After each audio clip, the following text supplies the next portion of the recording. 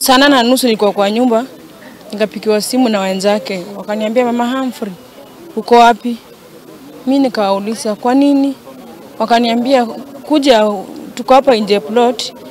Kuja toka nje tukuambie. Nikawaambia ni nini? Wakaniambia kuna kitu mbaya.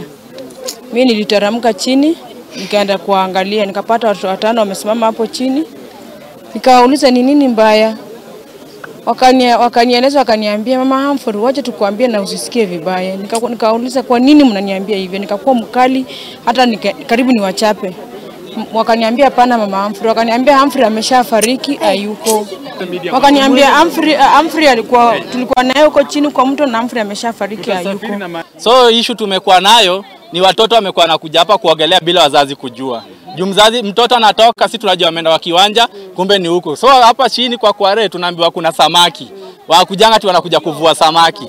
So kuja tu kuvua samaki tunapata wale wengine wanaogelea. Sasa huyu mwenye amezama juzi aliona wenzake wakiruka, kumbe hajui kuogelea. Kuruka wale kujaribu kumsaidia hawana uwezo juu bado ni vijana wadogo, unaona? So venye walizama ndio akakuja mtani kutuambia kijana amefanya nini? Amezama hapa ndani. Na sisi kama wana kijiji tumejitokelezea kujaribu sana, lakini juu ni deep sana hatuna uwezo kufika hadi chini. Sasa hapa kwanza nataka oxygen na light. Unaona?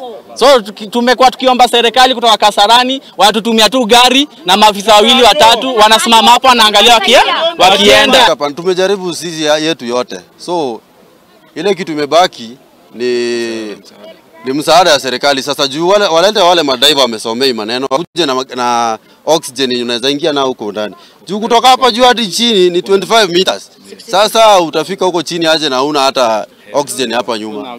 Hii shimo hapa tumekaa hapa kutoka leo ni siku ya 3 inaelekea siku ya 4 sasa.